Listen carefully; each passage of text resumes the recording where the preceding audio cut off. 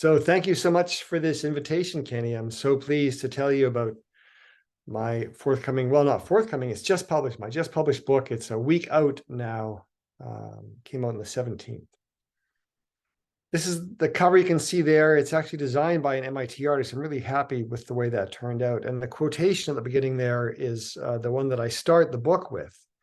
And it's kind of personal. So as a student, I spent a lot of time reading a little bit obsessively the works of George Orwell, many of his essays and journalism and so on. And one thing people don't realize about him that I think is important is that he was very fond of nature and rural life, in addition to his interest in politics and writing. And so he has this lovely quote: "I think that by retaining one's childhood love of such things as trees, fishes, butterflies, and toads, one makes a peaceful and decent future a little more probable." And so that's been a guiding light for me, you might say, over the course of my days. So I'm going to begin by allowing you to test your knowledge a little bit about what an ancient lake is and see if folks can recognize a few. So these questions will be rhetorical at my end, but you can see if you can identify these. So Lake Superior. So would Lake Superior be an ancient lake? Well, it's very large, right? It's the probably North America's biggest lake, found on the Canada-US border, but it's actually not ancient. So Lake Superior is an example of these many post-glacial lakes that were formed when the glaciers were treated. It's only about 10,000 years old. What about this one, Tanganyika? So this, which is one of the world's largest few lakes found in Africa, is indeed about 10 million years old. So it's the second oldest lake on the planet. We'll talk about the oldest soon. This is one from the state I live in right now, North Carolina. This is Lake Waccamaw. It's a Carolina Bay, and it's a little bit intermediate. So current thinking is that these Carolina Bays are something like 15 to 30,000 years old. So it's a little older than Superior, but it's nothing like what you see in Tanganyika. Waccam has a couple of distinctive species that aren't found anywhere else, depending upon your views on what species are. But that's quite different from the numbers of noteworthy creatures we find in a place like Tanganyika. And Lake Victoria will be coming up several times throughout this talk because it is next to these very ancient systems like Tanganyika and Malawi. And it's got a lot of biodiversity, but oddly enough, the lake itself is something like 17 to 20,000 years old. It's in an older basin, but it dried out about 17 to 20,000 years ago. So it's a kind of intermediate case that is very interesting biologically. What distinguishes most of the really ancient lakes is their underlying geology. So most of them are the result of shifts and movements of the Earth's plates. So a graben is where you have a piece of the Earth's plate descending between two other plates, and some of the lakes are this sort of form. A half graben, you have one plate sliding against another. So these produce depressions in the Earth that can last a very long time, millions or even tens of millions of years, and sometimes continue to deepen so that even as the lakes fill in, they persist. So these ancient lakes are generally geologically different from post-glacial lakes and other sorts of lakes that most of us are familiar with. How many are there? There's no rigid definition, really, so people don't always agree on how many should be considered ancient. Stephanie Hampton is a scientist at Carnegie, and she defined in one survey she did recently ancient lakes as being those that have lasted through a whole glacial cycle, so something like 140,000 years. That's as good a definition as any. But you end up in that case with about 29 of these lakes spread around the world, and you include some in North America and a few other places that are pretty old, but are not biologically special. So that's probably including a few lakes here that many ancient lake researchers would maybe not be as excited about, because some of the truly old ones that have been around a long time and undisturbed have accumulated remarkable biological diversity. All right, I'm going to play a couple of little games here at the start, you might say, to set the stage for some topics we'll be exploring throughout the presentation. So this first one, I'm going to ask you if you can spot the ancient lake researcher. So I'm going to show you a few pictures, and you can say, or you can think about, is this an ancient lake researcher or not? What about this one? So many people will probably recognize that as Joseph Stalin. And in fact, the people I'm going to show you are mainly from Russia or the Soviet Union. So that is not an ancient lake researcher. Oops. Next one, I'm going to, ancient lake researcher or not, you probably won't recognize her because she is in fact an ancient lake researcher, but not someone you would have seen before. Her name is Olga Kozova, and she worked in Siberia on Lake Baikal. This next person, so that's another Soviet leader, former Soviet leader, Nikita Khrushchev. There's one more, that's Leonid Brezhnev, who was around when I was a child. Finally, ancient lake researcher or not, and here we're talking about the man in the photo. And that fellow's name is Mikhail Kozov. And the little girl is Lyubov Izmestova. And what's really noteworthy about the three ancient lake researchers shown here is that they're all related. So Mikhail Kozov started his work in 1945 in Baikal in Siberia. And that was the time at which Joseph Stalin was leading the Soviet Union. And he carried on collecting this very systematic data set for decades through the reigns of these various different Russian and Soviet leaders. He was at Irkutsk State University.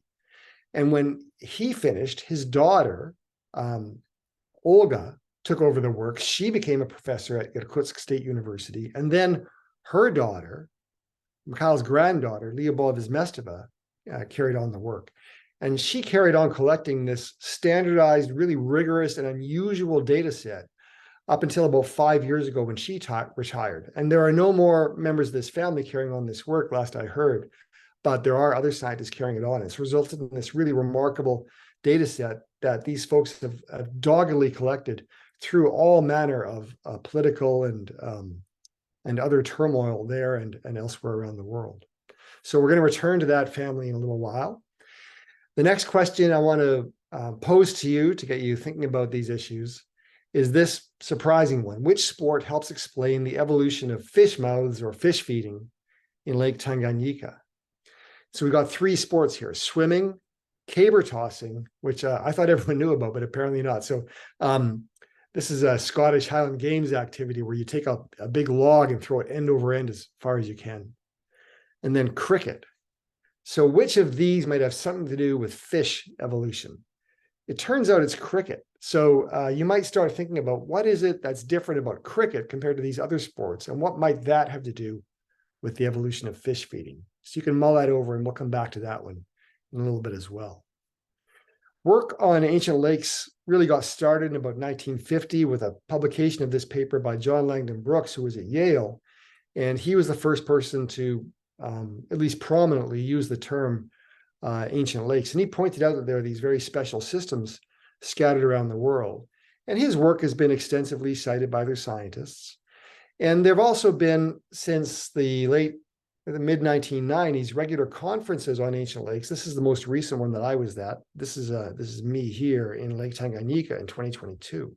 So there have been a group of scientists thinking about these systems for a good while now. But what is probably good to keep in mind here is that this is, 100 people or so. And so that's significant. They're from North America and Asia and Europe and Africa and all over the world. But it's not really a huge scientific conference. The big conferences in neurobiology or ecology might have a couple of thousand people attending them. So ancient lakes have been kind of percolating in the background of science for quite some while. This is despite the fact that they really are hotspots of biodiversity and really noteworthy within fresh water. There are some biodiversity hotspots or classes of hotspot that you've probably heard about that were the ones I'd heard about for a long time, like tropical forests and coral reefs. And they've gotten lots of attention from folks like Marlin Perkins, who was an important TV naturalist when I was a boy, Jacques Cousteau, David Attenborough. So we've all heard a lot about these famous types of systems: coral reefs, tropical forests, wetlands, but ancient lakes haven't gotten so much attention. So how did I end up working on these systems for quite some while and decide that I wanted to write a book on them? Well, I kind of happened upon them by accident. My uncle actually introduced me to ancient lakes, my uncle Jack, who was this terrific guy, and he worked in a nickel mine in northern Manitoba. My family's mainly Canadian, and he worked in northern Canada. His mine looked a lot like this one. This is in Sulawesi in Indonesia. So he worked on this nickel mine in the late 1970s. The mine, the International Nickel Corporation, their parent company, opened a new mine in Sulawesi. So Jack and his family and some of my other relations moved there. He was an electrician to start this new mine in Indonesia. And I was a teenager, so I was, of course, interested in traveling to visit, any relatives I could who could, put me up and had a full fridge. And I was just starting my degree in biology. So I was excited to go to this place and see the tropical rainforests that are around here. And also not far from there, you can find some beautiful coral reefs. So I was excited to go there and learn about the biology and natural history as well. This is me at age 18 in a village in Sulawesi. But the funny part is that I asked people about the lake. Is there anything interesting in the lake that I should look at? Are the fish, noteworthy? And they said, no, there's nothing much in the lake. You should go down to the coast. That's where the really interesting fish are, and see the coral reef. So I didn't give the lakes much thought, despite the fact that I'd been introduced to one at age 18. I didn't do any work on them or really engage with them in terms of their biology at that time.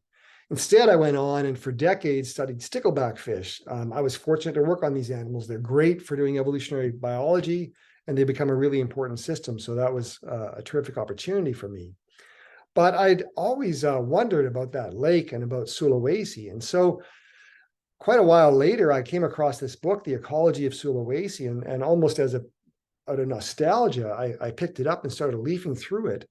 And I discovered that these lakes, here's Lake Matano, and the nickel mine is about here. That's where my relatives lived.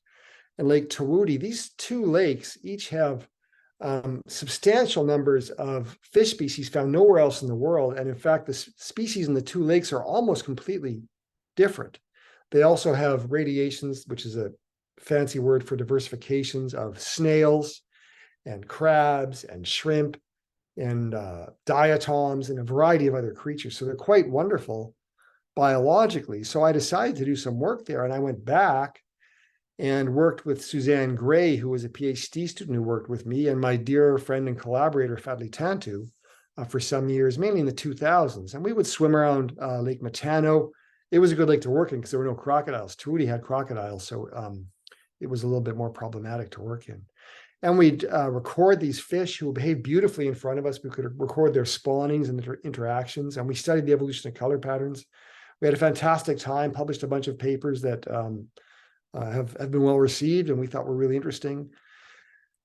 But the whole time, things were going downhill in the area. So it wasn't just the mine. The mine itself required energy, and so they built first one dam and then a second one.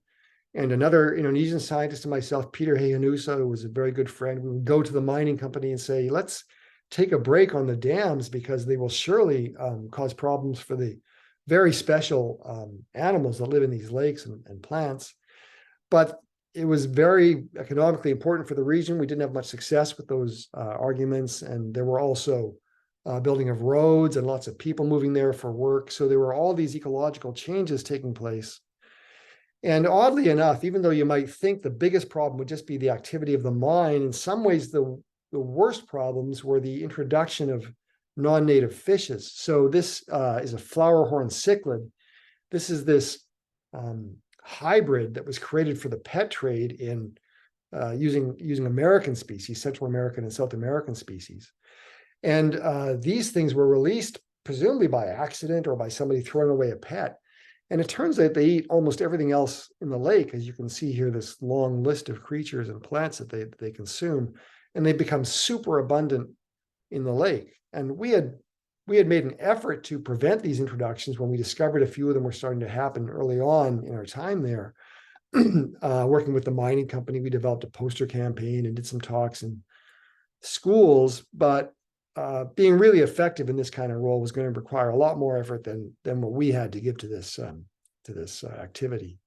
So I got to thinking that, I've been spending my time doing basic research, the occasional bit of local outreach or conservation.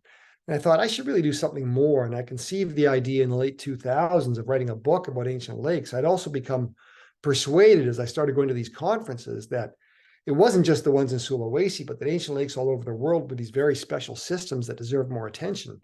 And so I wanted to draw attention to them. So I had that idea, but it took me quite a while to get back to it because around the same time I was recruited to take on a administrative position at East Carolina University. So I'd been working in Wisconsin. I moved to East Carolina and I did administrative work for 10 years. So in about 2018-19, I finally stepped out of that work and I discovered that ancient lakes still weren't getting, in my opinion, the attention they deserved. And there was still an opportunity to work on that book. So I took it up. And so now I want to tell you about some of the remarkable things I've learned in the course of preparing this and trying to synthesize what we know about these systems and try and communicate it to people. So I've tried to write a book that really is going to be accessible to a wide audience, not just to other scientists. Although my scientist colleagues have shown some interest in it, which is nice to see. So here are some of the most famous lakes, the ones that people have really studied extensively and have gotten the most attention. I'm going to walk you through those and give you a little tour. So first off, here's Baikal in the top right. Lake Baikal is the oldest of the ancient lakes, the oldest lake in the world. It's something like 70 million years of age, depending upon what you consider it to have started. And in its earliest form, when it was actually a couple of small, shallower basins, it probably had this Siberian dinosaur, Amurasaurus, living along its shores. Today, there are no dinosaurs, of course, but it does have a seal. So Lake Baikal has the only species of seal which is confined to fresh water on the planet. It's known as the Nerpa locally. And remarkably, these things are, according to the most recent reports I've seen, still doing pretty well despite hunting and various sorts of stresses. And Baikal has diversifications of a whole bunch of different groups of organisms as well, as does Tanganyika. Lake Tanganyika is the second oldest at about 10 million years. I mentioned it already. Shrimps, crabs, sponges, snails, various other organisms, and also the cichlid fish have diversified in that lake. Cichlids are this group of fish that are commonly sold in aquarium shops, and there are thousands and thousands of people all over the world who raise these creatures because they're so beautiful and they do fairly well in aquariums. And the lakes with the highest diversity of cichlids are these three African lakes, Tanganyika and Malawi and Victoria. Malawi is not as old as Tanganyika, but interestingly, it has even more species of cichlids. So Tanganyika has around 250. Lake Malawi, depending upon what you consider to be a species, and a few other points of discussion amongst taxonomists, people who study how many species there are. Lake Malawi has probably over 800 species of cichlids. So that's quite extraordinary. It's only about 1 million years old. And so in 1 million years, 800 species there have evolved. So that's more than there are mammals in the USA or reptiles in the USA or amphibians in the USA. This one type of fish in this one lake that's only been around in its modern form for about 1 million years. Even more extraordinary, arguably, is Lake Victoria. As I've noted, Lake Victoria is in an old basin. So the basin in which it's found, the sort of depression, something like 400,000 years old. But Victoria itself, less than 20,000 years old. And yet it, together with a few surrounding small sort of satellite water bodies, at one time had something like 500 species of cichlids. So 500 species, or a number close to that, of cichlids evolved in Victoria in something like 17,000 years. So that is a really fascinating enigma, this system adjacent to other ancient lakes, which is not really so old in and of itself, but contains a lot of old genetic diversity. And so understanding what happened in Victoria has been one of the big interesting questions in this whole body of research. This is a Malili system, Lake Matano and the others from Sulawesi I mentioned already. It turns out there are several different ancient lakes in Sulawesi, so it's quite a special place in that regard. And it's not just fishes there that have diversified, but various other groups as well. I also want to highlight Lake Titicaca, which is the highest ancient lake found in the Andes on the Peru-Bolivia border. Very large lake with diversifications of fishes and little shrimp-like creatures called amphipods and snails. Then I also just want to mention the Caspian Sea, because we call it a sea, but formally it's usually considered a lake because it has no saltwater connection to the rest of the world ocean. So it's fed into by freshwater rivers and streams and so on, and is quite isolated, and also has interesting groups of organisms that are diversified right there and are found nowhere else. So the lakes are extraordinary in and of themselves, and I would say that their native organisms are quite wondrous. And to see them in nature, many of them are very beautiful too. But the lakes are also noteworthy for what they're teaching us about the processes that generate biological diversity. And in particular, they've given us a lot of insights into adaptive radiation, which most of us have heard of, and we think about creatures like Galapagos finches or these Hawaiian finches when we think about adaptive radiation. It's the idea that ecological opportunity has generated natural selection, which has caused the diversification of one species into many, and resulted in the evolution of new species along the way. But even though we usually think of finches, it's arguably aquatic systems and the fishes in them in particular that have given us some of the most important insights into adaptive radiation. Here's Dolf Schluter, and I show Dolf because, first off, he's a great scientist, an old friend, but Dolf has made the point through his work that it's these fish systems that can give us really important insights. He's worked a lot on stickleback fish, and he was recently awarded the Crafoord Prize, which is sort of an ecology equivalent of the Nobel, or as close as we get to a Nobel, just this last several months. Dolf has also worked a little bit on cichlids. And so what I want to show you now is what some of the cichlid work has been revealing to us. And this is work by Katie Wagner, who is an American scientist now based in Wyoming, who had some of her training, did a lot of her work on cichlids initially in Switzerland with Ole Seehausen. And so Katie and her colleagues did this survey of various African lakes, including the ancient lakes, but also some younger ones as well, to look at what are the correlates of high numbers of cichlid species and rapid diversification in cichlid species. What are the features of the lakes and the features of the cichlids that live in them that lead to these extraordinary episodes of adaptive radiation?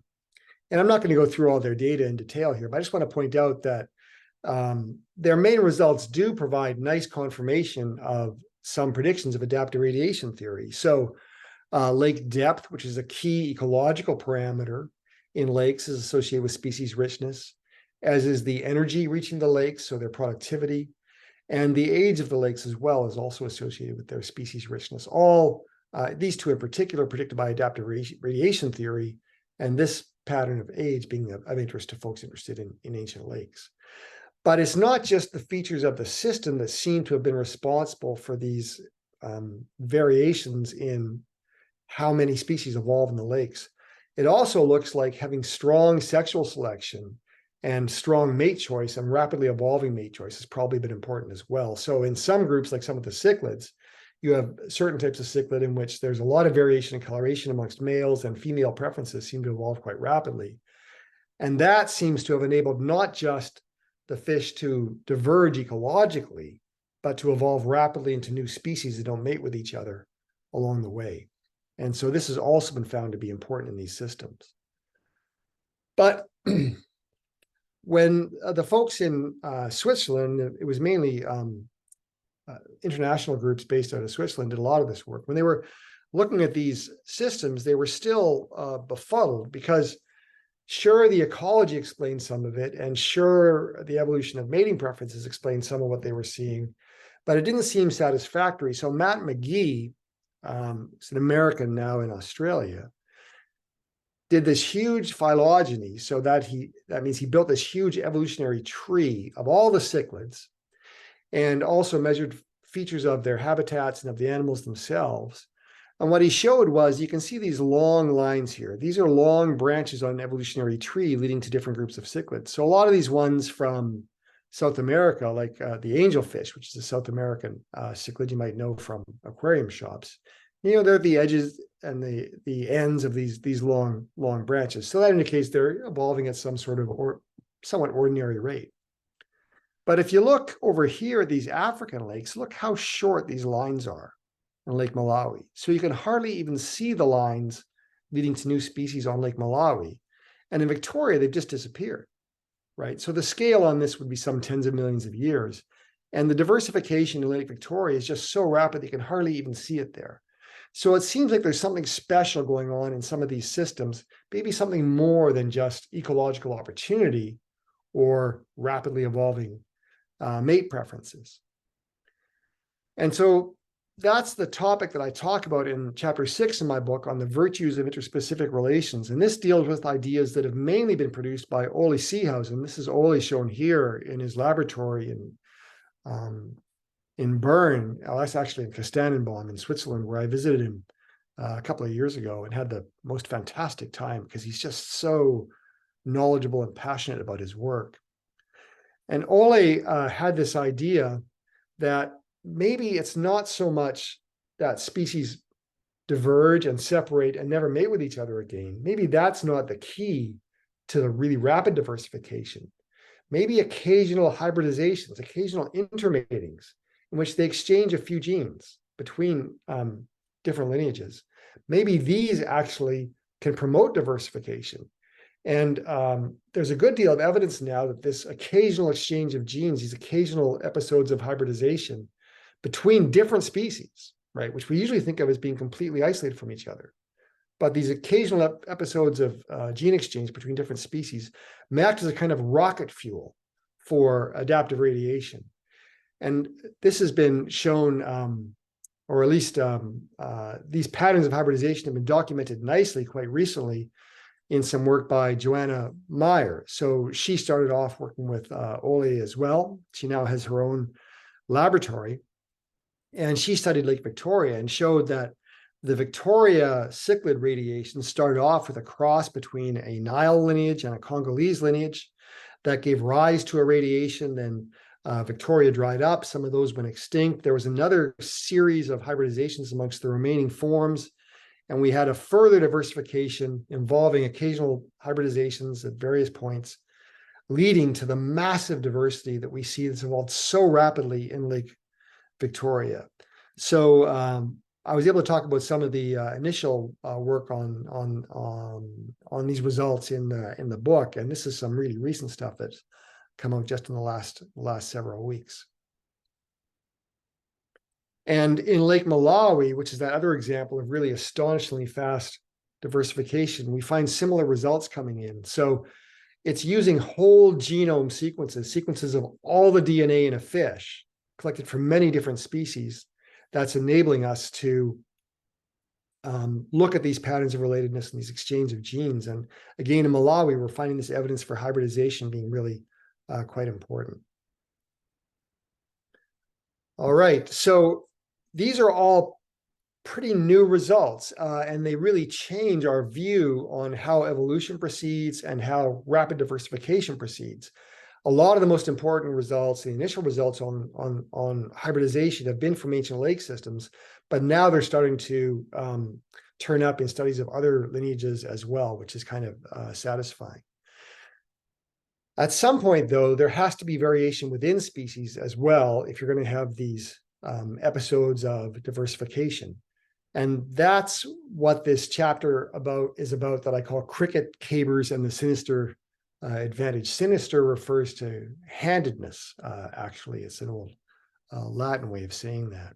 So we talked before about how swimming and caber tossing don't have much to do with cichlid evolution, but cricket does. And what distinguishes cricket from these other sports is that in cricket, you have two players interacting very intimately in a sense. So we have the bowler who's throwing, and this one is right-handed, and he's throwing a ball, he's trying to knock down these wickets, and there's a fellow trying to protect them with his bat.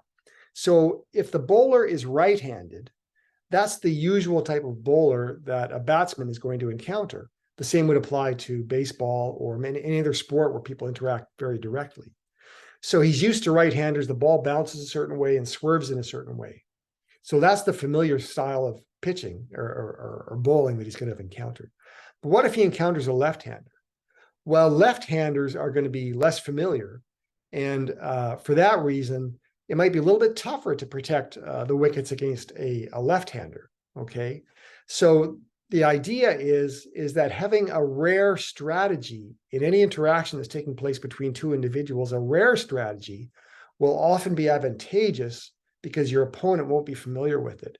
So we find that in cricket, lefties are disproportionately represented amongst bowlers. So it's not 10 or 12% like it is in the population in general, it's higher. And we see the same thing in boxers, where lefties are overrepresented, or in pitchers in baseball, or in fencers is another classic example. We don't see it in sports like swimming or caber tossing, where there's no direct interaction between the two opponents. So what does this have to do with fish evolution?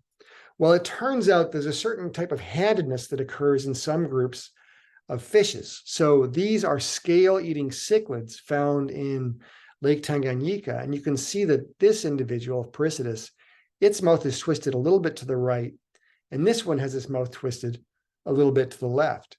And that's because the way they make their living is that they swim along, coming up from behind another fish, and then they dart in and bite some scales off the side of the fish. That's their prey.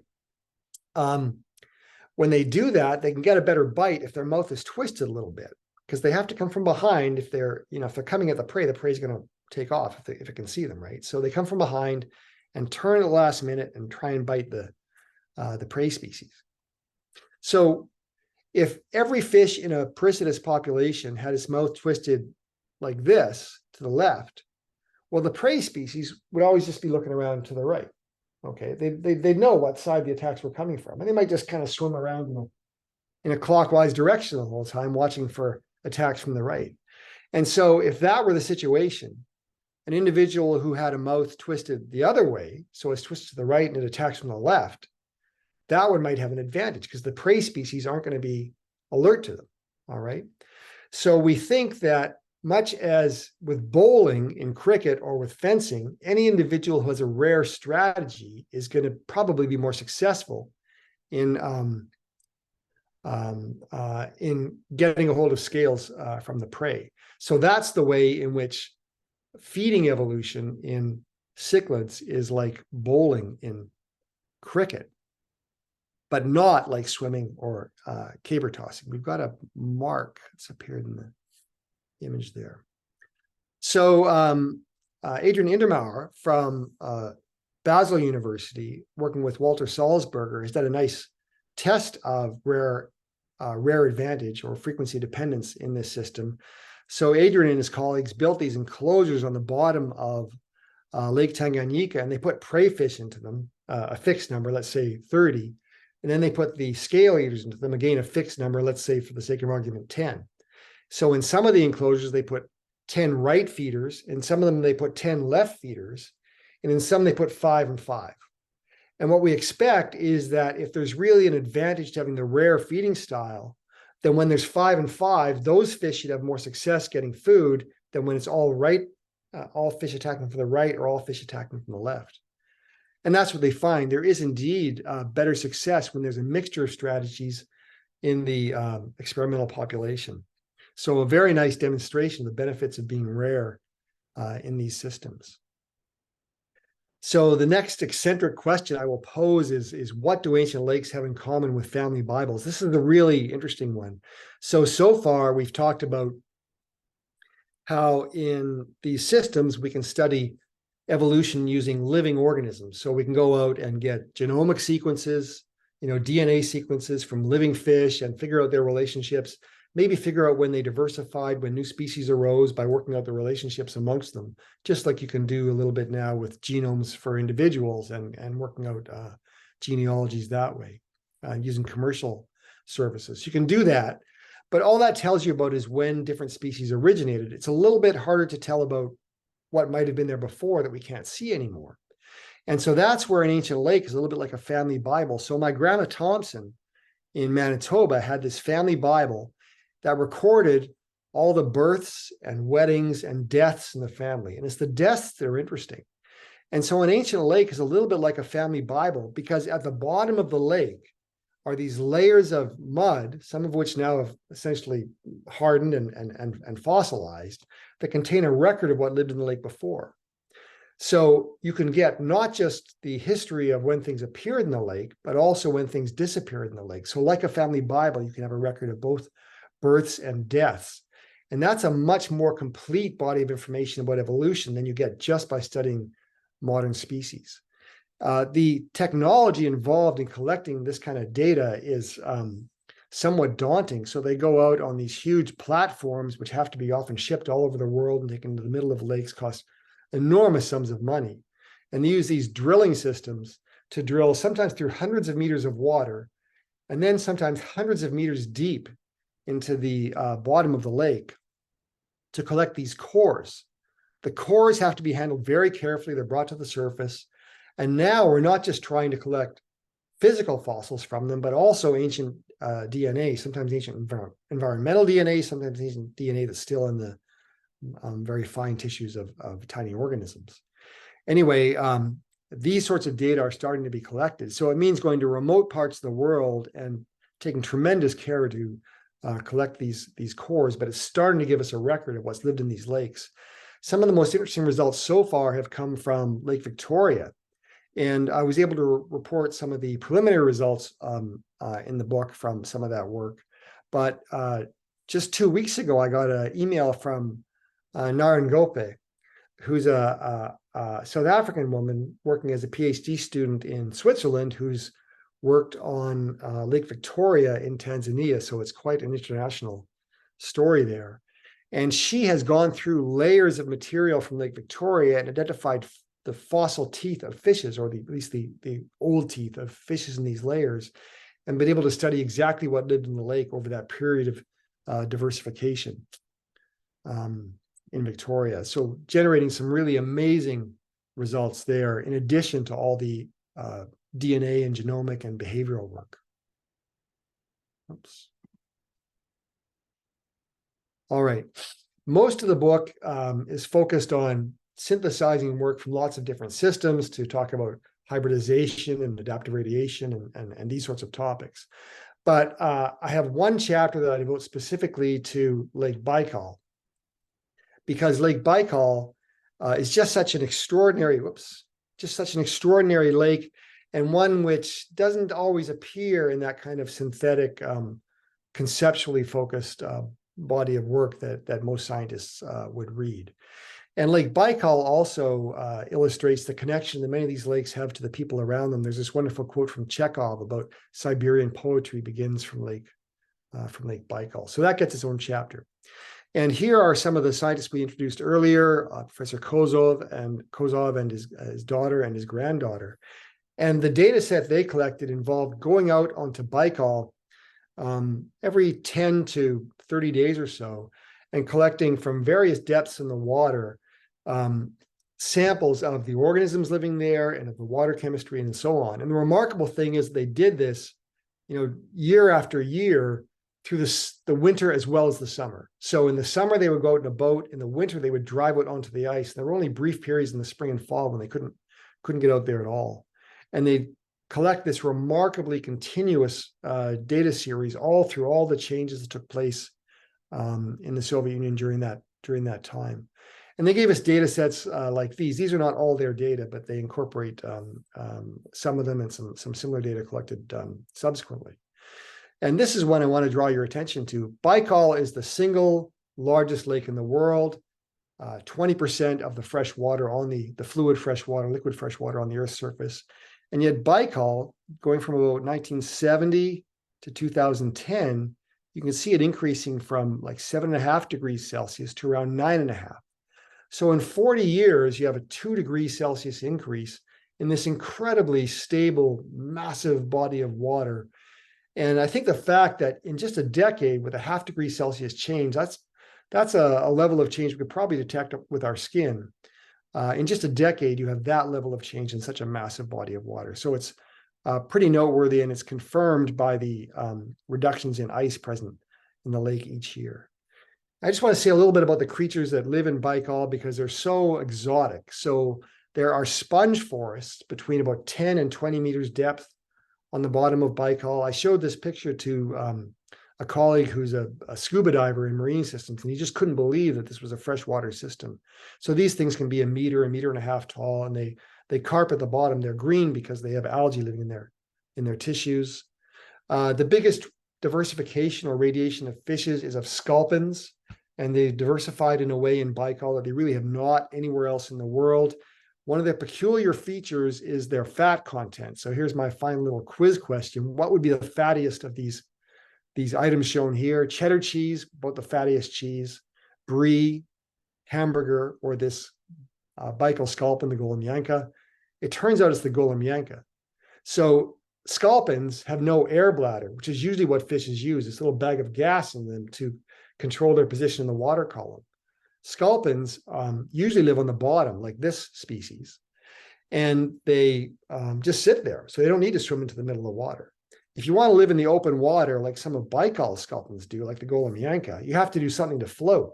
So they have all this fat in their bodies, and they have much reduced mineral content in their bones. So in Baikal, we have these bizarre sculpins, a total of over probably 30 or more species. There's still some being described. Baikal is also bizarre for what's present in its depths, around approaching 2,000 meters in depth. And in the bottom of Baikal, unlike most lakes, you have oxygen. So most deep lakes have no oxygen in the bottom of them. They're layered at the top couple of hundred meters, you have oxygen, but none below. So there's no animals that can live there, right? It's just things that are rotting.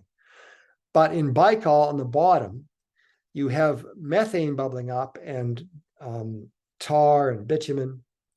And this methane can be utilized by bacteria to generate energy, an alternative to the photosynthesis that occurs at the surface, right? So there's energy being generated, biologically useful energy being generated at the bottom of Baikal. And there's whole ecosystems of animals living around these vents, much like what we see in the bottoms of the ocean, but not in other lakes in general. These include snails and amphipods, these shrimp-like creatures, various sorts of sculpins, and these really strange flatworms. So this is a sculpin living on the bottom of Baikal with almost no pigments on it, very nearly blind. And next to it is an even larger flatworm, and these are predatory. So they're sort of horror film creatures, much like the planarians we encounter in teaching laboratories. I'll just finish by saying a little bit about how things are in the lakes today. As you can imagine, they're isolated, somewhat vulnerable systems, in some ways like islands in the ocean. And although many of them have done quite well over millions or even tens of millions of years, many are very stressed at the moment. Two of the most disturbing examples are Lake Lanao in the Philippines, a difficult place to access because it's in southern Philippines where there's a lot of political turmoil. And there, it looks at present like about 16 of the 18 cyprinid fishes, kind of minnow and goldfish family that once lived there have gone extinct through various sorts of disturbances. And then the Aral Sea, found in Central Asia. The Aral Sea, several million years old, 1960 had this sort of size. It's a famous case, so you may have heard of it before. It had somewhat some salt content in it previously, but it's gone up a lot as the sea has shrunk in size, largely due to diversion of water for irrigation, mainly of cotton. So it's this much reduced water body today compared to what it was even 70 years ago. And in general, the lakes are having a tough time. They're experiencing global warming, invasive species, algae blooms as a result of fertilizers and so on, water diversions. Some of them have experienced a great many extinctions, but some of them not so many. So some are in better shape than others.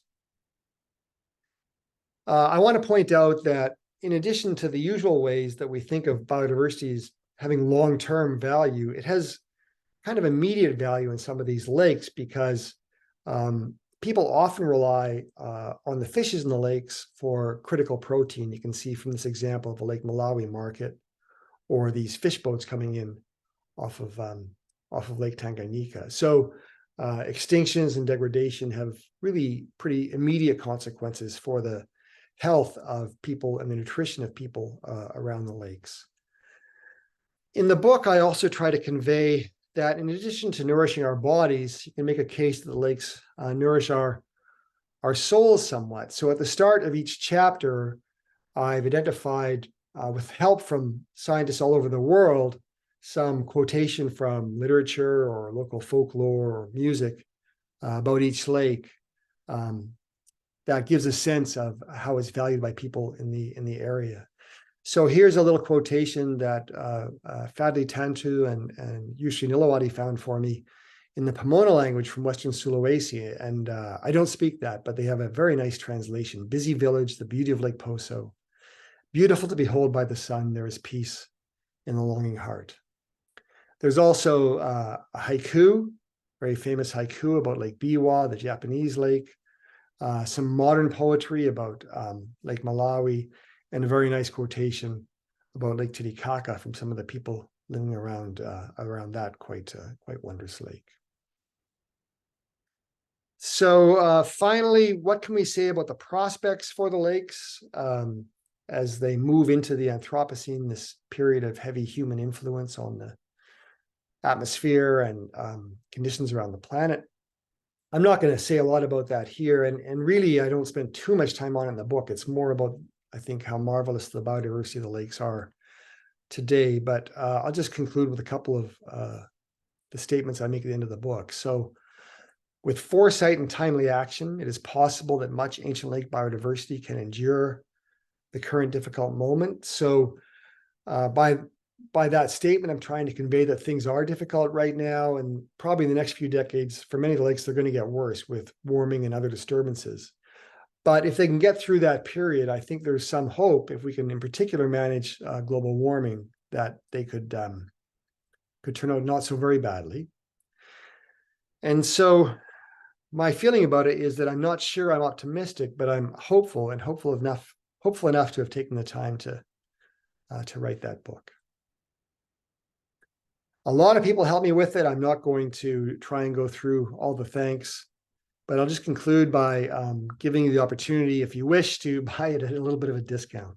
So if you go to the Penguin Random House site and use this code, if you want to get a copy of the book for yourself, you can with a little bit of a discount there, the author's discount.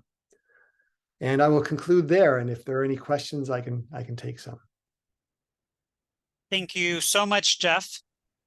I really enjoyed it. So it'd also be a good time if you guys have extra questions to type them into the chat, and I will address them momentarily. All right, so thank you, everyone. I am Kenny Coogan. I'm the education coordinator for the Center for Inquiry. We have 3 programs, which we're going to be talking about in just a minute. The webinar that you just saw was for TIES, the Teacher Institute for Evolutionary Science. And we have a very active website and social media. Our website is tieseducation.org. We've been around since 2015. We're also on Twitter, and we're also on Facebook. And then when we started doing these webinars for teachers, we created a YouTube channel, so you can view all of the past webinars there.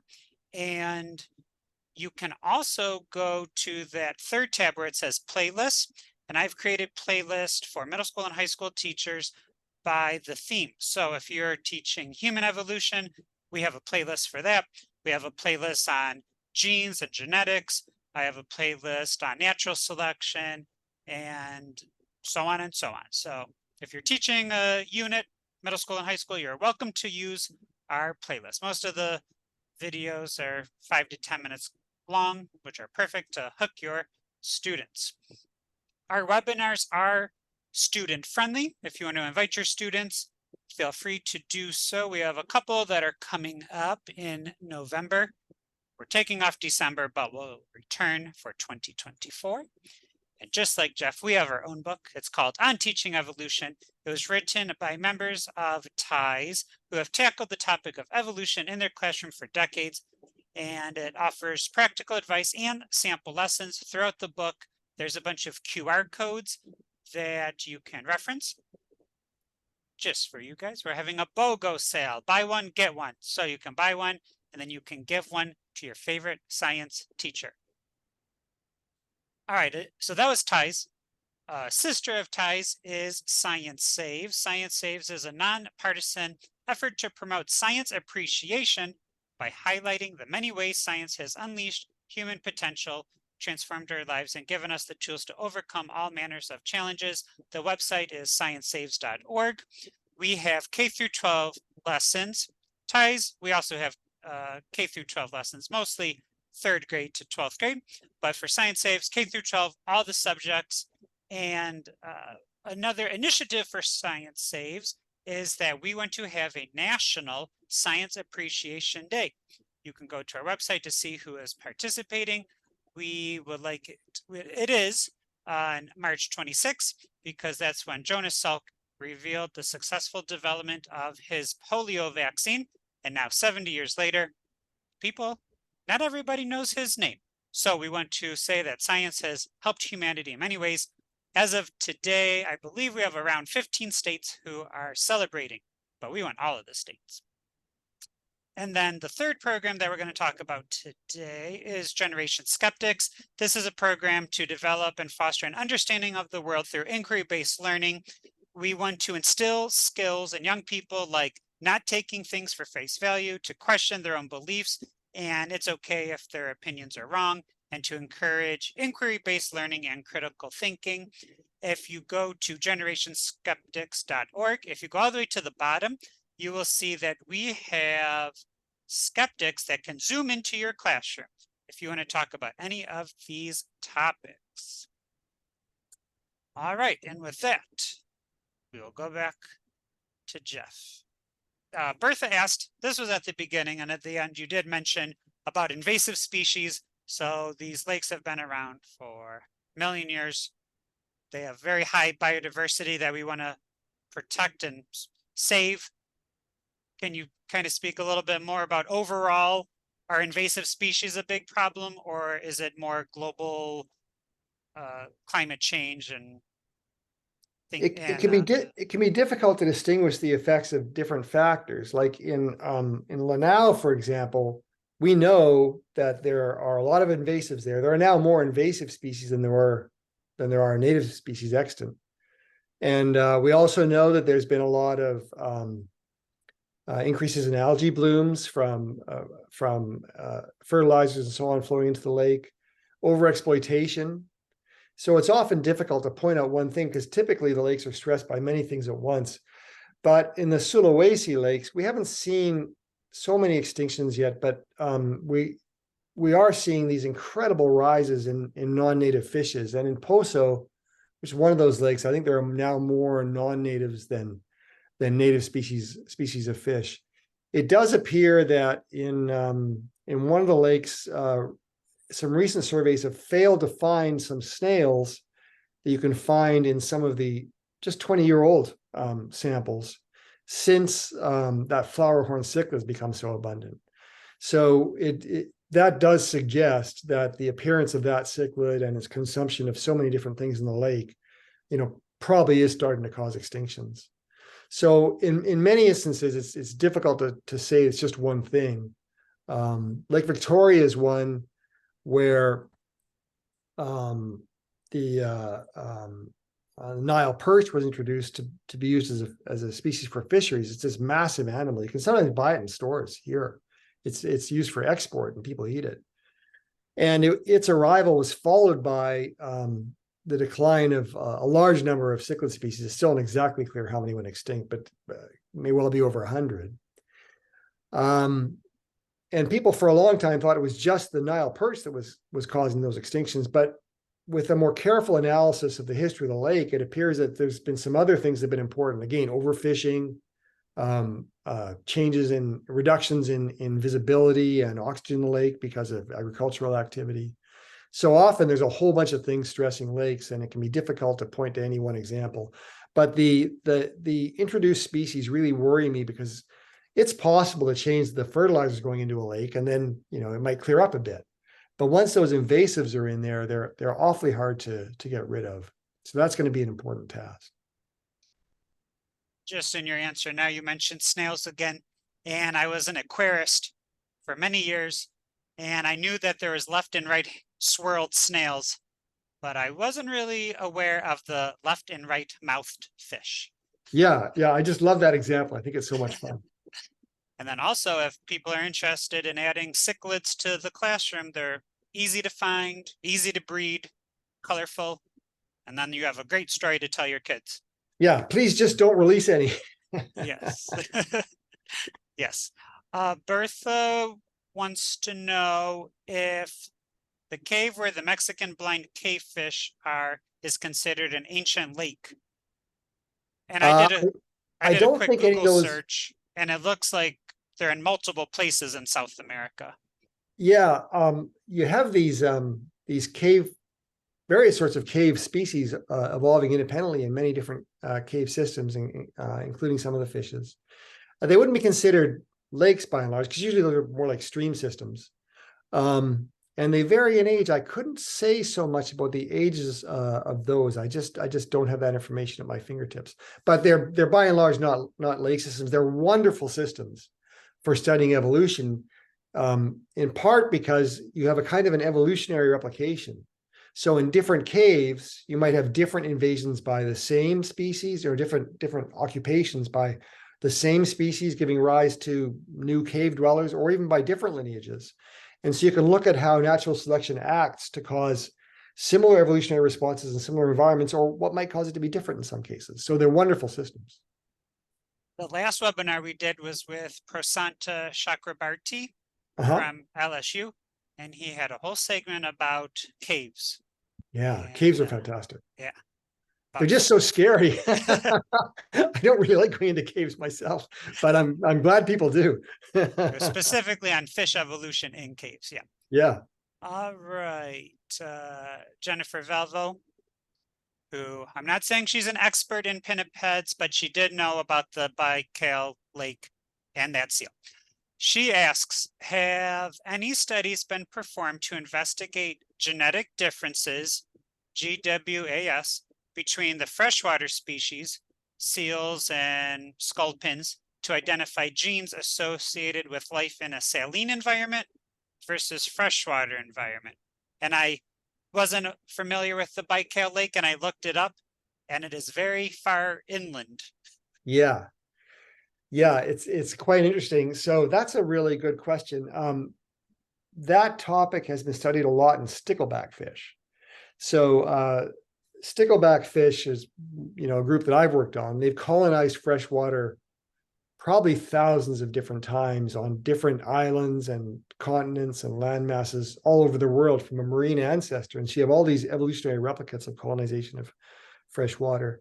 And people have indeed studied ways in which the freshwater ones differ systematically. There's some genes associated with nutrition, for example, with certain nutrients that are available in the ocean. They're not available so much in fresh water, and they've had to adapt to that, in addition to the adaptation to salt. So there's been a lot of work done on that in fishes like cichlids. I think some in salmonids as well. I don't know to what extent it's been studied in the sculpins or the freshwater pinnipeds. It'd be interesting to look at in the seals. And she talks about a GWAS, a genome-wide association study. So for GWAS analyses, often what you want is a large sample of individuals, some of which demonstrate a trait and some of which don't. So for example, if you had a hybrid population of the Baikal seals, living adjacent to some marine seals, and you had these hybrids, you could test their salt tolerance and then figure out which genes, were associated with it. When you just have that one species of seal, it's harder to figure out which genes, because so many things are going to differ between the freshwater seals and the marine ones, that it's going to be a tougher job to figure out which genes are associated with life in fresh water. I think you probably do it by comparing what you see to other species where it's better studied. So I'm not aware of any such work, but it would be a really fantastic thing to do. And there are other freshwater populations of seals. They're just not whole species. There's some in Europe and there's some in Canada as well, but they tend to be just an isolated population of some marine species. I think some of them are probably harbor seals. So those populations would be better for the GWAS? Well, you could look at those and the Baikal one, and then you'd have several different replicates. You could ask which genes differ every time between them and the marine systems, and that could be quite powerful. And that would be a really interesting thing to do. All right, students, you have a project. Graduate students, at least. Yeah. All right, Jennifer asks, with the rapid change in the temperatures of Lake Baikal, has this provided any insight into potential impacts to expect of climate change? Yeah, so there's been some really interesting work done by Stephanie Hampton and several collaborators, some including Lyubov Izmestova, who I mentioned. She was a great help to me. I corresponded with her, and she sent me some of those photos that I showed. So Stephanie and Lyubov and various others have been looking at these long-term data sets from Baikal as the climate has changed. And one of the things they've been seeing is this reduction in the ice during the winter. And the ice is also getting a bit more opaque in the wintertime. So that matters because there are algae colonies that live under the ice during the winter and that are actually productive. And so a recent modeling effort suggested that these changes in those algae colonies and the timing of growth of the populations of tiny crustaceans and so on that eat them might be resulting in some really big ecological changes in the lake that kind of shifted to a different state altogether of seasonal variation. So we are starting to see some of those kinds of changes. There's some suggestions that some changes in parasitism that we're seeing in some of the important species that dominate the lake may be partly resulting from climate change. Those sponges I showed you, I rushed that a little bit, but they are actually having a very bad time now. And again, there's a variety of different stresses on the lake. So there were, prior to the pandemic, and I imagine it's resumed, although I haven't heard, there were a lot of tourists arriving at Baikal, including a lot of people from China. And the tourist camps weren't always, having their water treated properly and that kind of thing, these new communities. And so there's increases in the numbers of people around the edges of Baikal and pollution going into it, in addition to climate change. And so a lot of those sponges are sick. And so they're seeing the sponges looking stressed. Sometimes they're kicking out their algae, kind of like corals do when they're stressed. So we are seeing some changes that are pretty worrisome. And, you would anticipate that those will continue and we might see new ones. The other thing is that as the temperatures change, it might be easier for other species to invade the lake. All right, I think we have two more questions. In your bio, I think it said you've been to every continent except for Antarctica. Yes, I guess that's true. And are there any lakes in Antarctica that you need to investigate? So interesting you mentioned that. So a colleague of mine said I should make sure to mention in the book these lakes that occur under the ice of Antarctica with this ancient water in them. They don't have any that I know of, any big diversifications of fish or amphipods or anything like that. They have really interesting prokaryote, bacterial communities at the least, and people are studying those. There's also there has been some controversy over whether the sample, about whether you can get really uncontaminated samples from that water as well, and how worried we need to be about the possibility of contamination of those samples. So there are these kind of sub-ice lakes that are really interesting, but they're just very different ecologically from the sorts of ancient lakes I've been looking at. But they surely deserve our attention. So that's true. All right, the last question. I would love to go there, but it's a difficult trip. Yes. All right, you can take Dramamine. Yeah, a lot of it. The last question is from MJ. For students who are interested in studying lakes or ancient fish, what advice would you give them for post-high school? Well, that would be a great thing to study. And so the first thing is just first off, do study hard in high school. High school has changed, and you can often now do so many university courses and really, really do great things. So make good use of high school is the first thing. And then, you're probably going to want to study biology. One thing that you would want to do now that probably you wouldn't have done 20 years ago, if you want to study things like how genes and genomes evolve and do comparative studies of that sort of system in lakes, in different lakes, or in lakes from different parts of the world, or comparing, lakes and streams. If you want to do those comparative analyses, it really helps to have good computational skills. So a lot of us now spend half our time doing bioinformatics. I've had to learn bioinformatics in my 50s, which has been a challenge, but a kind of a fantastic one. And I'm not going to master it like some of my students have, but it's just so extraordinary, the power of some of these tools, the questions you can address, in 15 minutes that might have taken a decade to study before. So I guess that's one thing I would say is, do the biology, try and get some computational training as well. And that can start anytime. You can teach yourself a lot of it. But boy, don't forget about nature. You don't want to spend all your time at the computer. Get outside and swim and just enjoy the exhilaration of being in natural systems. And I hope teachers are doing the best they can to get their kids out there. I know my wife's a teacher. I know there's so many rules on field trips and things now, but it's sure great for all of us just to spend time outside. Yes. All right. We'll end with that inspiring note from Jeff. Thank you so much again for an excellent presentation. And thank you everyone who attended this live. And we hope you participate in future TIES webinars. And once again, thank you, Jeff. All right. Thanks, everybody. It's been a pleasure.